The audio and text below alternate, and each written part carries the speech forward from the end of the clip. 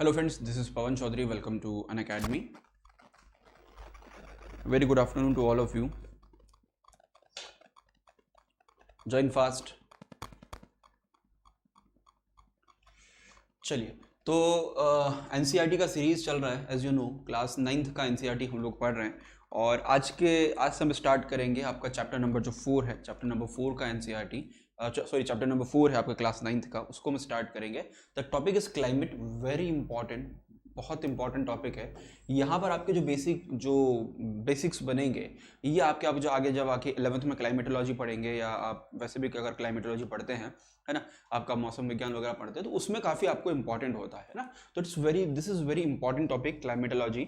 और क्लाइमेटोलॉजी है, अभी तक हम हाइड्रोस्फीयर और के बारे में ऑलरेडी हम बात कर चुके हैं, है ना, लिथोस्फीयर के बारे में बात कर चुके. तीसरा जो एलिमेंट है आपका क्लाइमेट, है ना, उसके बारे में इस लेक्चर से हम बात करना स्टार्ट करेंगे. और बेसिक जो क्लाइमेट के जो फैक्ट्स एंड फिगर्स हैं वो basic facts and figure climate के हैं, तो पूरे फैक्ट एंड फिगर मैं आपको इस लेक्चर के अंदर वहाँ पर आपको कवर करूँगा. चलिए, तो क्लाइमेट की हम बात करें या जलवायु की बात करें तो पहले भी हमने क्लासेस के अंदर क्लाइमेट के बारे में बात कर चुकी है.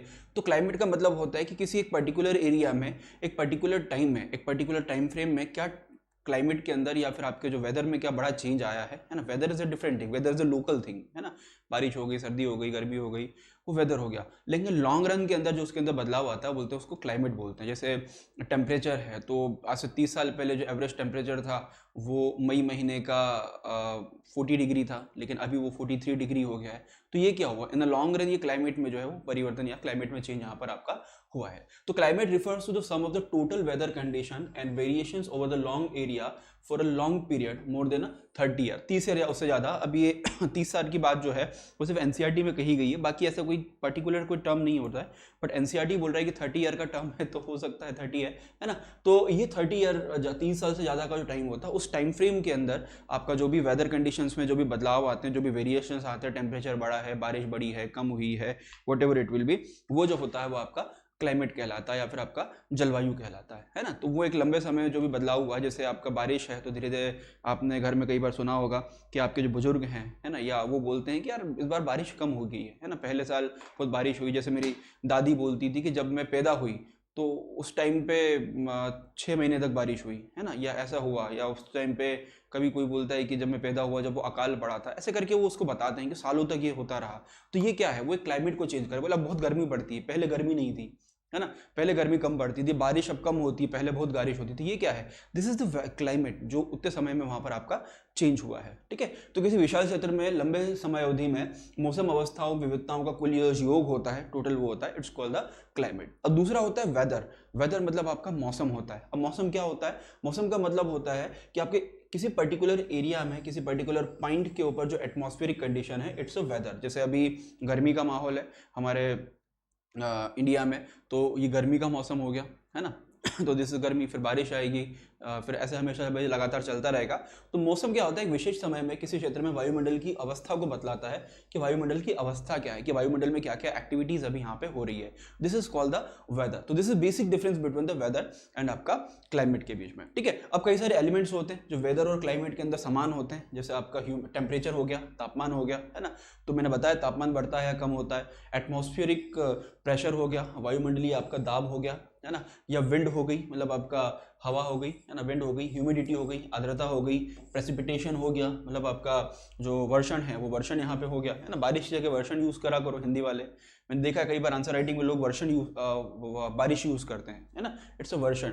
तो ये अलग अलग जितने भी एलिमेंट्स है, temperature, atmospheric pressure, humidity, precipitation, ये जितनी भी चीजें हैं ये आपके क्लाइमेट में और वेदर में दोनों में समान रहेगी, है ना. कि वायुमंडल में प्रेशर में बदलाव हो गया या टेम्परेचर में बदलाव हो गया या टेम्परेचर है, तो वो दोनों चीजें उसके अंदर वहां पर आपकी सेम रहेगी क्लाइमेट के अंदर. ठीक है, अब ये कुछ इंपॉर्टेंट चीजें हैं जो इसके अंदर यहाँ पे सेम रहेगी, है ना. लेकिन कुछ कॉमन पैटर्न है. जैसे आप बात करोगे कि दिन जो है वो गर्म या ठंडे दिन हो सकते हैं, या जो विंडी या काम हो सकते हैं, है ना, या फिर आपका जो वेट और ड्राई सीजन वहाँ पे हो सकता है. ठीक है, तो कुछ कॉमन पैटर्न्स यहाँ पर है, वो वीक बाय वीक या मंथ बाय मंथ आपको यहाँ पर देखने को मिलते हैं ना. तो वही आपका वो वेदर कंडीशन होता है. ठीक है, तो इसके हिसाब से आप देखोगे कि पूरा जो मंथली आपका जो टारगेट है या मंथली आपका जो चीजें हैं, एटमॉस्फेरिक कंडीशन है, तो वो आप वहाँ देख सकते हो. जैसे आपका विंटर है, समर है, रेनी है, तो उन सभी से मिलकर विंटर या फिर आपका जो पर्टिकुलर सीजन है वो सीजन वहाँ पर आपका बनता है कि लगातार गर्मी का माहौल आ रहा है, लगातार गर्मी बढ़ती जा रही है, तो वो लगातार फिर मिलके आपका वो समर का सीजन बन गया, या ठंड लगातार बढ़ती जा रही है तो ठंड का सीजन हो गया। तो इनको एक्यूमुलेट करके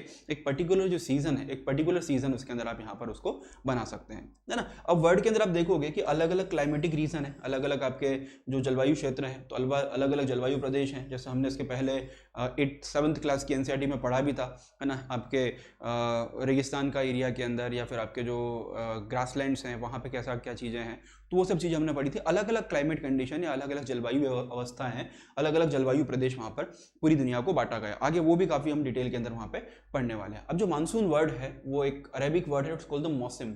उस वर्ड से मतलब आया है, इसका मतलब होता है सीजन, है ना। तो जब मुगल या जो आपके जो मुस्लिम आपके व्यापारी हैं, फिर मुस्लिम इन्वेडर्स वो आए, तो वहीं से ये वर्ड है मौसम, वहीं से वो वर्ड यहाँ पर आया, इट्स कॉल्ड द मॉनसून, ठीक है। तो मॉनसून वर्ड जो है वो वहीं से उसका उत्पत्ति वहाँ पे हुआ है। It refers to seasonal reversal in the wind, है ना, विंड डायरेक्शन का रिवर्सल है। रिवर्सल मतलब क्या, एक पर्टिकुलर विंड सिस्टम बना, वो ऊपर गया, वहाँ से वापस विंड वापस रिटर्न आई, तो इट्स अ मॉनसून, कि मौसम का परिवर्तन वहाँ पर उसको हुआ, तो उसको जो है वो मॉनसून कहा जाता है। जैसे अगर आप देखोगे तो लगातार इस प्रकार से जो अभी जो सीजन बनेगा, तो लगातार आप देखोगे कि जनवरी फरवरी में कुछ थोड़ा बहुत इधर बारिश हो रहा है, लेकिन धीरे धीरे जो विंड है आपका जो वो धीरे धीरे आपके जुलाई अगस्त के अंदर, जून जुलाई अगस्त में लगातार ये वाटर कंडीशन जो आपका रनिंग का कंडीशन है, ये प्रेसिपिटेशन का कंडीशन लगातार आपका बढ़ता जाएगा, ठीक है। तो दोनों तरफ से आपके बे ऑफ बंगाल से भी आप देखोगे और अरेबियन सी से, दोनों तरफ से क्लाइमेट चेंज है ये आपको यहाँ पे देखने को मिलेगा, ठीक है। तो इस प्रकार से जो विंड्स हैं वो विंड्स आती हैं एंड देन उनका रिवर्सल है,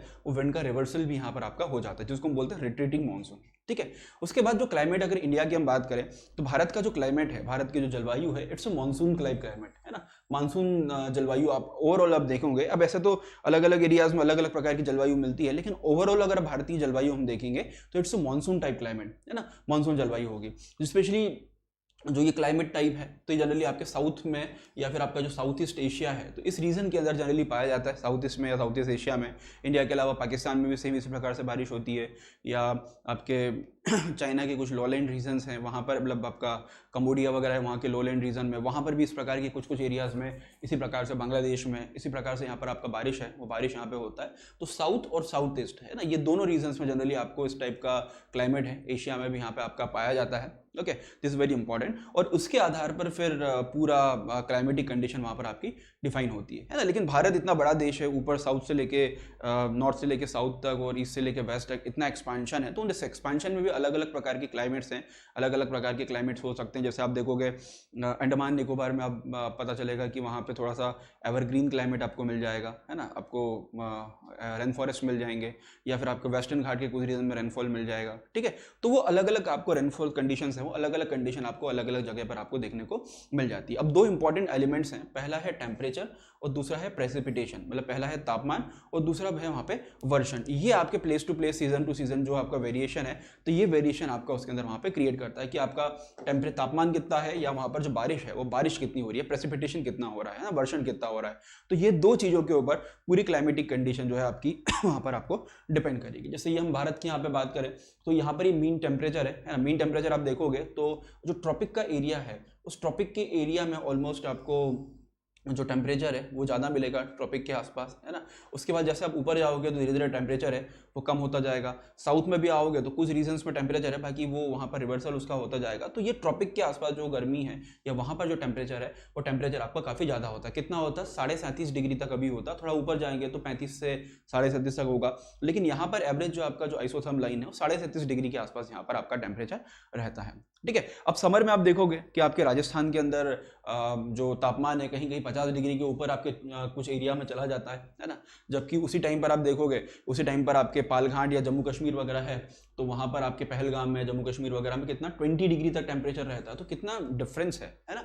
अब अगर आप बोलोगे कि राजस्थान में 50 डिग्री है और यहाँ पर ऊपर 20 डिग्री है, तो यहाँ से यहाँ तक 30 डिग्री का जो अंतर है वो तापमान में हो गया, विच इज़ वेरी ह्यूज, है ना, इतना ज़्यादा अंतर। तो इतना ज़्यादा वेरिएशन यहाँ पे भारत में इसके अंदर होता है। उसके बाद अब विंटर की बात करें तो द्रास के अंदर आपको -45 डिग्री तक टेम्परेचर चला जाता है, और वहीं पर आप बात करोगे तिरुवनंतपुरम में 22 डिग्री तक टेम्परेचर हो जाता है। तो यहाँ पे तो वेरिएशन और बढ़ गया, है ना। तो एक ही ही देश में इस इतने से एरिया में, इतना सा मतलब एरिया तो काफ़ी बड़ा है, लेकिन फिर भी वर्ल्ड के एरिया में कंपेयर करें तो इतने एरिया में काफ़ी ज़्यादा जो चेंजेस हैं, जलवायु परिवर्तन आपको यहाँ पे आपके जो क्लाइमेट में अंतर है, वो क्लाइमेट में अंतर यहाँ पर आपको दिख जाता है। स्पेशली यहाँ पर टेम्परेचर में अंतर है, तो कितना ज़्यादा ह्यूज टेम्परेचर में अंतर आपको यहाँ पे इसके अंदर दिख जाएगा। ठीक है, उसके बाद कुछ जगहों पे आप देखोगे कि अलग अलग आपका जो दिन और नाइट का जो टेम्परेचर है, तो डे नाइट का टेम्परेचर काफ़ी अंतर होता है। दिन में बहुत गर्मी होती है, रात में एकदम ठंडी हो जाती है। थार रेगिस्तान है आपके, तो वहाँ पे जो डे का टेम्परेचर है वो 50 डिग्री तक चला जाता है, लेकिन रात को वही टेम्परेचर कम होकर 15 डिग्री तक चला जाता है। तो ये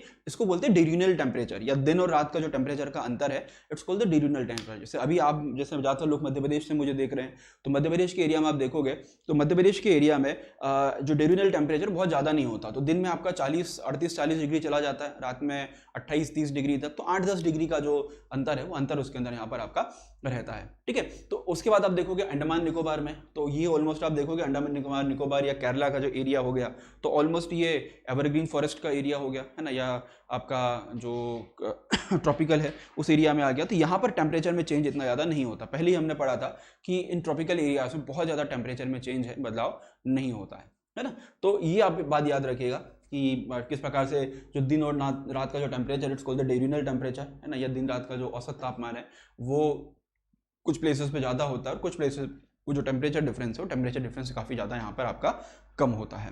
ओके, अब उसके बाद सेम आपका अंतर आपके प्रेसिपिटेशन के अंदर या जो बारिश है वर्षण में आपको देखने को मिलेगा, है ना। उसके अंदर भी आपको सीजनल जो डिस्ट्रीब्यूशन है, तो बारिश का डिस्ट्रीब्यूशन अलग अलग देखने को मिलेगा। फॉर एन एग्जाम्पल कि राजस्थान का एरिया आप देख लोगे, चुरू या फिर आपका जो जैसलमेर का एरिया, तो वहाँ पे बारिश बहुत कम होगी। वहीं आप नॉर्थ ईस्ट में जाओगे तो ज़्यादा बारिश होगी।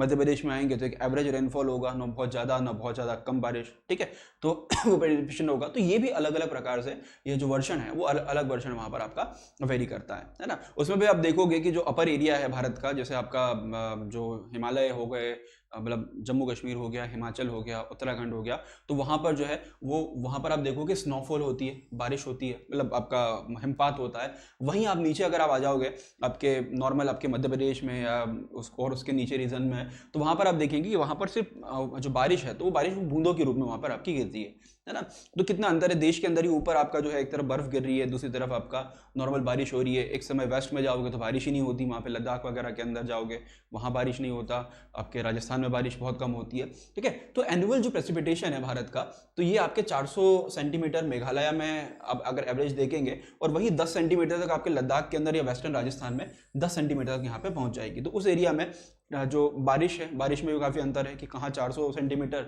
और कहाँ आपका 10 सेंटीमीटर। तो ये भी लॉन्ग वेरिएशन है, ये वेरिएशन आपको इसके अंदर यहाँ पे देखने को मिलेगा, है ना। उसके बाद जब रेन है तो वो आपके ड्रॉपलेट्स के रूप में या जो लिक्विड वाटर के रूप में जब गिरती है तो इट्स कॉल्ड द रेन, है ना, उसको बारिश कहा जाता है। ठीक है, प्रेसिपिटेशन मतलब वर्षण, मतलब सभी उसके अंदर आ जाता है। स्नो कब होता है, अब जहाँ पे टेम्परेचर जो है वो क्लाउड्स है, वो क्लाउड्स ऑलमोस्ट फ्रीज हो जाते हैं, तो वहाँ पे आपके जो स्नो है स्नो के रूप में वहाँ पे गिरता है। उसके बाद आपके जो स्लिट्स होती हैं, तो रेन कैन फ्रीज और उसके अंदर जो रेन है वो जम जाती है। जब नीचे गिरती है रेन तो वहाँ का टेम्परेचर के कारण फ्रीज होके वो नीचे गिरती है, तो वो आपका स्लिट हो जाता है ना। फिर हेलस्टॉर्म आता है, तो हेलस्टॉर्म के अंदर भी वहीं आपका जो ड्रॉपलेट्स है आपकी रेन की, तो वो आपके जो क्लाउड्स हैं तो वहाँ से उसको हेल है, तो हेल के रूप में या फिर आप बोलते हैं ना ओला वगैरह है उसके रूप में गिरता है। तो ये 4 अलग अलग प्रकार से आपकी जो बारिश है वो आपका वर्षण यहाँ पर आपका हो सकता है। ठीक है, अब उसके बाद भारत के मोस्ट ऑफ द पार्ट में जो बारिश है वो आपके जून से लेकर सितंबर है, उसमें बारिश होती है। जैसे अभी मई तो निकल ही गया, बस अब जून के अंदर जो केरला है वहाँ पर क्लाइमेट बन जाए, आपका जो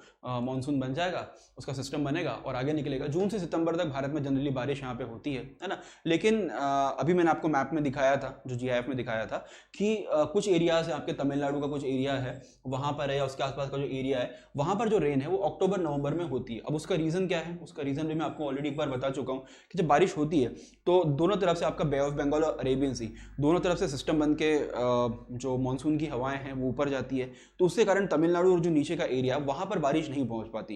लेकिन जब बारिश ऊपर पहुँचती है, हिमालय तक रेनफॉल होती है, और हिमालय से जब वापस रिटर्न आती है, हिमालय से टकरा के जब वापस जो रिवर्सिंग जो विंड आपकी होती है या फिर रिट्रीटिंग मानसून होता है, लौटता हुआ मानसून होता है, वो लौटता हुआ मानसून तमिलनाडु और उस एरिया के अंदर आपका जो बारिश है वहाँ पर आपका बारिश वहाँ पे करता है। ठीक है, जनरली आपके जो कोस्टल एरियाज हैं तो वहाँ पर आप देखोगे तो वहाँ पर आपका जो टेम्परेचर कंडीशन है ना, वो थोड़ा सा आपका तापमान है वहाँ पर अंतर काफ़ी आपको उसके अंदर कम देखने को मिलेगा उन कोस्टल एरियाज़ के अंदर, ठीक है। उसके बाद आपके जो इंटीरियर आपका अर्थ है, पृथ्वी के अंदर की ओर में आप जहाँ वहाँ पे जाओगे तो वहाँ पर भी आपको काफ़ी अंतर देखने को मिलेगा कि समुद्र से आप दूर जाओगे तो वहाँ पर आपको टेम्परेचर के अंदर जो अंतर है वो टेम्परेचर में अंतर आपको देश के अंदर के भाग में वहाँ पर देखने को मिलेगा, ठीक है। रेनफॉल की हम बात करेंगे तो रेनफॉल जो है वो जनरली ईस्ट से वेस्ट जब आप जाओगे तो रेनफॉल आपका यहाँ पर आपका कम होता जाएगा, ठीक है। नदर्न प्लेन के अंदर कि ईस्ट से वेस्ट जब आप मूव करोगे तो रेनफॉल कम होता जाएगा। जैसे आप बात करोगे आप मेघालय से लेके राजस्थान तक गए तो उस एरिया में क्या होगा कि रेनफॉल है और रेनफॉल आपका वहाँ पर आपका कम होता जाएगा, है ना। राजस्थान में जाके बहुत कम होगी, जबकि आपके नॉर्थ ईस्ट में सबसे ज़्यादा बारिश वहाँ पर आपकी होती है,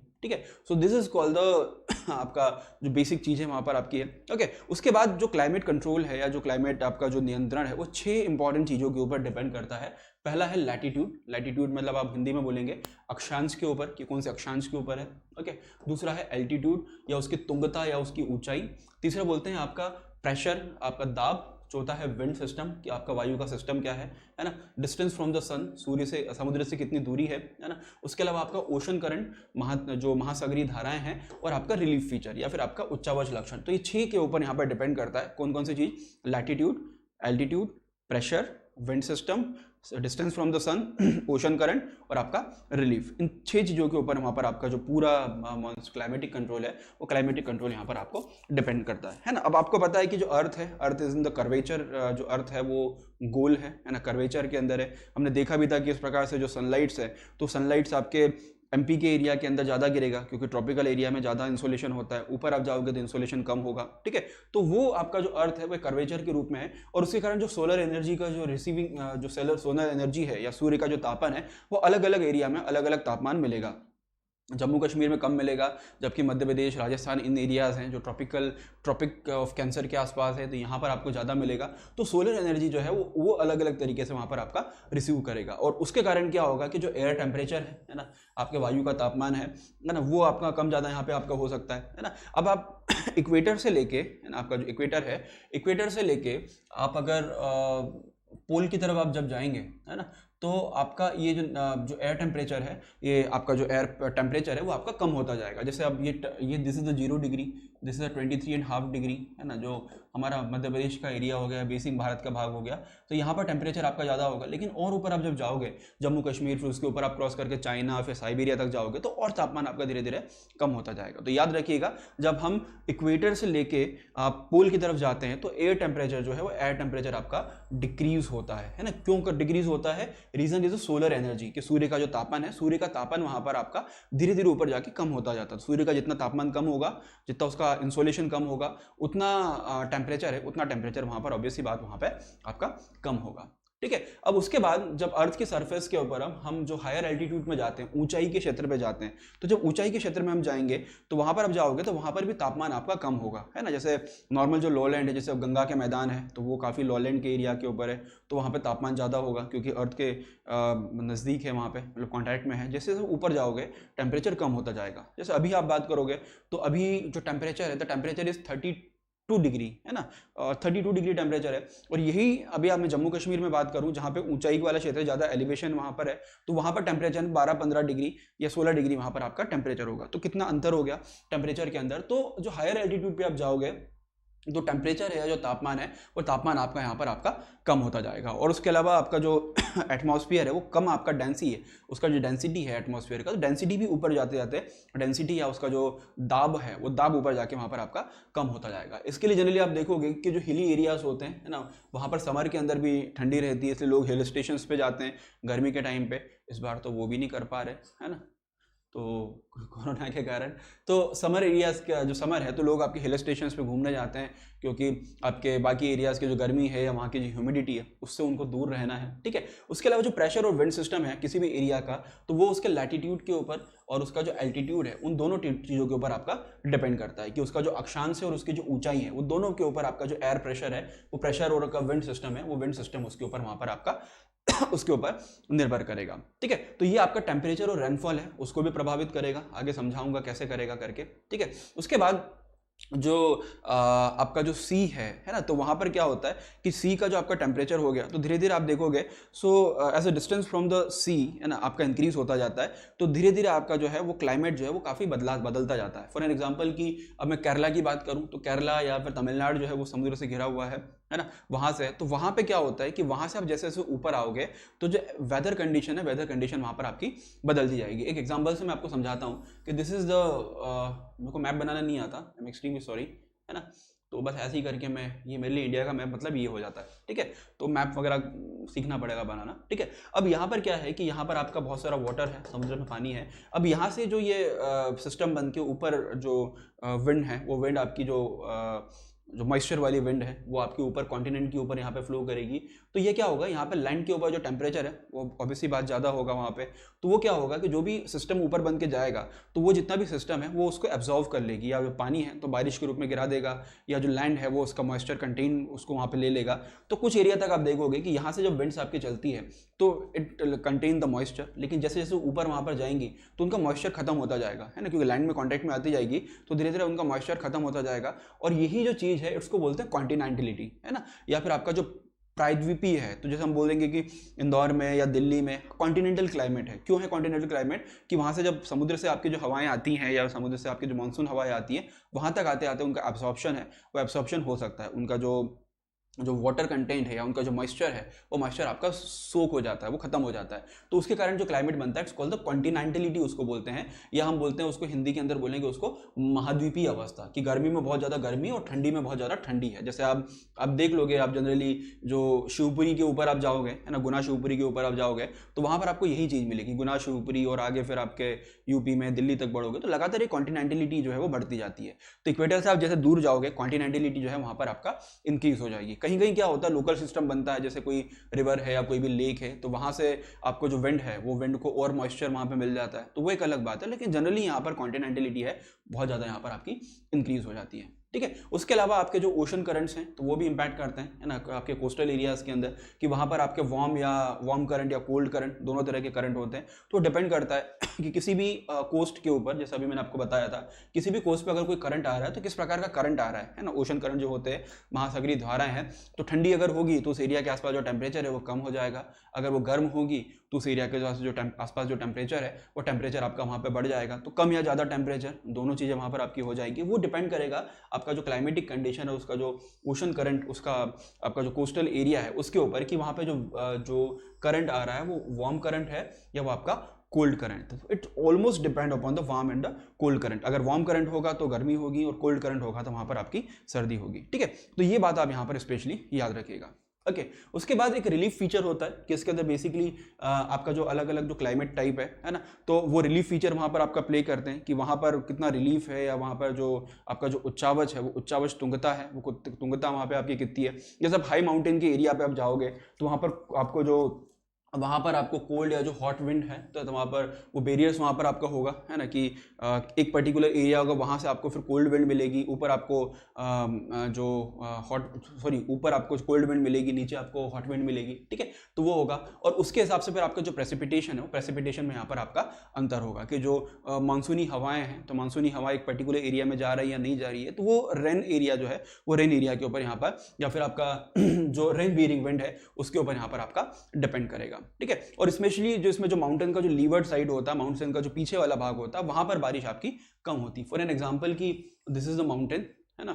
अब यहाँ पर क्या हो गया कि यहाँ पर आपका विंड है, तो विंड आया मानसून विंड। अभी मानसून विंड ने क्या करा कि यहाँ पर इस क्षेत्र के अंदर जो बारिश है, इस क्षेत्र के अंदर यहाँ पर आपका बारिश कर दी, और जो आपके क्लाउड्स थे वो उसको क्रॉस करके इस एरिया तक नहीं जा पाए, है ना। क्यों नहीं जा पाए, क्योंकि वो काफ़ी ऊंचा एरिया था और क्लाउड जो है उनको यहाँ पर आपका डिसेंडिंग एयर मिला, वो यहीं पर बारिश यहाँ पे हो गई। तो ये वाला जो साइड है यहाँ पर आपको जो ड्राई सीजन होगा या उसको पवन विमुख ढाल कहा जाता है, तो उसके अपोजिट साइड में आप देखोगे वहाँ पर बारिश नहीं होगा। तो पवन विमुख या फिर उसको जो लीवर्ड साइड है, वो levered side of the mountain है, उसको लीवर्ड साइड अब यहाँ पर आपका कहा जाता है, ठीक है। तो ये कुछ इंपॉर्टेंट चीजें हैं, और जस्ट वेट जस्ट वेट। उसके बाद एज यू नो कि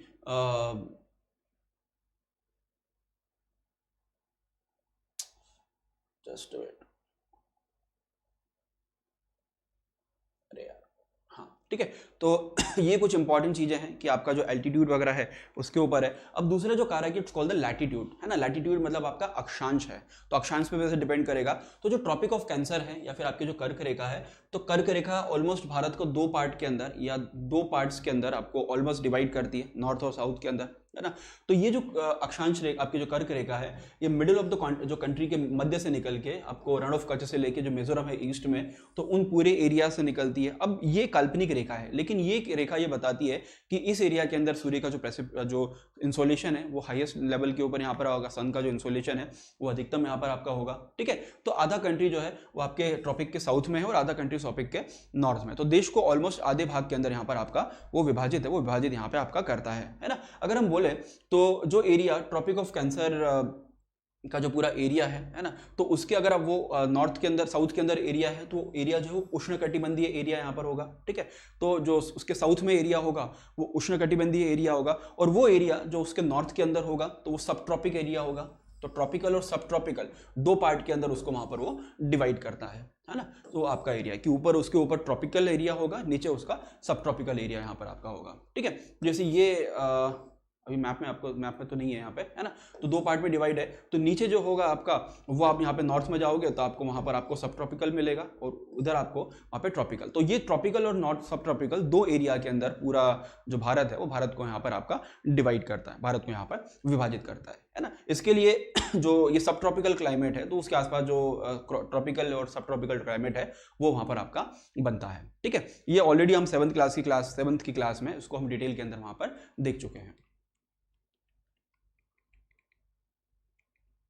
ठीक है। उसके बाद एल्टीट्यूड पे डिपेंड करेगा, एल्टीट्यूड मतलब आपकी जो ऊंचाई है उसके ऊपर डिपेंड करेगा, ठीक है। क्योंकि नॉर्थ के अंदर जो माउंटेन रीजन है तो वहां पर आप देखोगे तो वहां पर जो टेम्परेचर है वो टेम्परेचर वहां पर आपका कम होगा, है ना। तकरीबन 6000 तक जो हाइट है वो एवरेज हाइट है, 6000 तक एवरेज हाइट वहां पर आपकी पहुंच जाती है ना। वैसे तो 8000 के ऊपर हाइट पहुंचती है, लेकिन एवरेज अगर हम हाइट करें आपके नॉर्थ इंडिया की तो ऑलमोस्ट आपका जो माउंटेन रीजन है नॉर्थ में 6000 मीटर तक उनका जो हाइट है वो हाइट वहां पर आपका पहुंच जाता है। उसके बाद आप देखोगे कि कई सारे कोस्टल एरियाज हैं आपके साउथ के अंदर, तो साउथ में और आप पे बे ऑफ बंगाल और Arabian sea and Indian ocean है, सबसे घिरा हुआ है। तो नीचे आपको कई सारे कोस्टल रीजन्स है, जो कोस्टल रीजन्स है जो समुद्र की ऊंचाई जो है वो काफ़ी कम है, तकरीबन जो मैक्सिमम एलिवेशन है वो 30 मीटर तक वहाँ पे होता है। कुछ एरियाज हैं वो समुद्र तल से नीचे भी हैं, तो इतना ज़्यादा वेरिएशन है, कहाँ पे 30 मीटर और कहाँ पे 6000 मीटर। तो इस देश में इतना ज़्यादा आपको एलिवेशन जो है वो आपको एल्टीट्यूड है वो एल्टीट्यूड डिफरेंस यहाँ पर आपको देखने को मिलेगा। जहाँ पर आपके हिमालयंस है तो वहाँ पर आपको कोल्ड विंड या फिर आपके जो सेंट्रल एशियन रीजन है वहाँ से कोल्ड विंड है या जो ठंडी हवाएं हैं वो ठंडी हवाएं आपको वहाँ पे देखने को आने को मिलेगी, है ना। और जब आप साउथ से बात करोगे तो यहाँ पे जो गर्म हवाएं हैं, जैसे हमारे नॉर्थ इंडिया में लू हवाएं चलती हैं, गर्म हवाएं हैं, ठीक है। तो दोनों होगी, वहाँ पे आपको कोल्ड विंड मिलेगी। इधर आप देखोगे तो आपका जो हॉट विंड है या जो गर्म हवाएं हैं वो गर्म हवाएं देखने को मिलेगी। तो this is the basic difference कि आपका जो एल्टीट्यूड है वो एल्टीट्यूड से यहाँ पर आपका प्रभावित होता है। और यहाँ पे कहीं ना कहीं जो सन का इंसोलेशन है वो प्रभावित करता है, जो समुद्र में आपकी जो मॉइस्चर है वो आपका वो प्रभावित वहाँ पे करता है। कोस्टल एरियाज़ के अंदर ह्यूमिडिटी जनरेट होगी वहाँ पे, और जो हॉट विंड है वो हॉट विंड आपके ऊपर कॉन्टिनेंट के ऊपर यहाँ पे फ्लो करेगी, और पर्टिकुलर एरिया में आने के बाद जो कॉन्टिनेंटल जो एरिया है वहाँ पर वो धीरे धीरे वो मॉइस्चर है वो मॉइस्चर वहाँ पर आपका खत्म हो जाएगा, ठीक है। तो ये पूरा आपका बेसिक चीज़ें हैं, ऊंचाई और सब प्रभावित वहाँ पे करता है, ठीक है। उसके बाद अनअकैडमी के ऊपर आपको जैसा पता है कि एक चैंपियनशिप टेस्ट सीरीज चल रहा है, और उसका जो अगला टेस्ट है 31 को होगा, तो उसका लिंक जो है वो डिस्क्रिप्शन में दिया है, आप उसको जाके टेस्ट सीरीज को रजिस्टर्ड कर सकते हैं। 17 को भी जो टेस्ट हुआ था उसमें हजारों बच्चों ने पार्टिसिपेशन किया था, ठीक है। तो आप अपने मोबाइल पर अनअकैडमी का ऐप है डाउनलोड कर सकते हैं, अपने मोबाइल नंबर से उसको रजिस्टर्ड कर सकते हैं, ईमेल आईडी से कर सकते हैं, है ना। उसके बाद प्लस जो है उसमें आपको चैंपियनशिप जो टेस्ट सीरीज है वो चल रही है। प्लस के अंदर जो फ्री टेस्ट सीरीज है आपका, प्लस के जो स्टूडेंट है उनके लिए जो पेड जो उसी के अंदर एक टेस्ट सीरीज है वो टेस्ट सीरीज उसके अंदर इंक्लूड है, जिसमें आपको पूरा प्रीलिम्स का जो टेस्ट सीरीज है वो एक हर वीक आपको टेस्ट सीरीज वहाँ पे आपको मिलेगा। तो अब आने वाले समय में हर वीक आपको टेस्ट सीरीज अवेलेबल होगा, प्लस में भी और इसके अंदर भी, ठीक है। उसके कौन से कोर्सेज चल रहे हैं? एमपीपीएससी मेंस पेपर 2, तो पेपर 2 का कोर्स चल रहा है जिसमें आपका 2020 का पूरा पेपर 2 का सिलेबस कंप्लीट किया जाएगा। उसके बाद आपका प्रीलिम्स के लिए एक कोर्स है, इट्स अ पार्ट 2, जिसके अंदर टॉपिक नंबर 1 and 3 से लेकर 10 तक ये टॉपिक पूरे मैं इसके अंदर कंप्लीट करूंगा। टॉपिक नंबर 2 इसका जो पार्ट 1 है, पार्ट 1 में ऑलरेडी मैं कंप्लीट कर चुका हूँ, ठीक है। तो this is a part 2 of that. ठीक है। तो जो प्रीलिम्स का पूरा जो सिलेबस है, ऑलमोस्ट पूरा सिलेबस आपका इसके अंदर यहाँ पर कंप्लीट हो जाएगा। 2019 के लिए पेपर 3 और पेपर 1 दो कोर्सेज जो है ऑलरेडी मैं यहाँ पे लॉन्च कर चुका हूँ, ठीक है। तो ये कोर्सेज हैं और इन कोर्सेज के लिए आपको मेरा जो कोड है पवन लाइव, इस पवन लाइव का यूज़ करना है। इस कोड का भी यूज़ करेंगे तो 10% जो डिस्काउंट है आपको प्लस कोर्सेज पर मिल जाएगा। उसके अलावा रोज जब आप लेक्चर्स देखते हैं तो रोज लेक्चर्स देखने के दौरान आपको कुछ क्रेडिट पॉइंट्स हैं, तो कुछ क्रेडिट पॉइंट्स मिलते हैं, उन क्रेडिट पॉइंट का उपयोग करके भी प्लस सब्सक्रिप्शन आप ले सकते हैं, ठीक है। चलिए, तो कल के लेक्चर में इसको हम इस टॉपिक को आगे बढ़ाएंगे। काफ़ी बड़ा चैप्टर है तो 2-3 लेक्चर इस चैप्टर में लग जाएंगे। आई होप अभी तक चीज़ें आपको समझ में आई होगी और कहीं अगर डाउट है तो एक बार फिर से उसको रिवाइंड करके लेक्चर को देख लें, है ना, या अपना जो एनसीईआरटी का बुक है तो बुक को साथ में रख के बुक से भी पढ़ना शुरू करें, है ना, ताकि चीज़ें वहाँ पे और क्लियर होती जाए। वैसे ये पूरा बुक ही है लेकिन फिर भी कोशिश करें कि बुक है वो अपने सामने रखें, उसको सामने रख के, और एटलास है, एटलास को सामने रख के यहाँ पर आप पढ़ें। Thank you.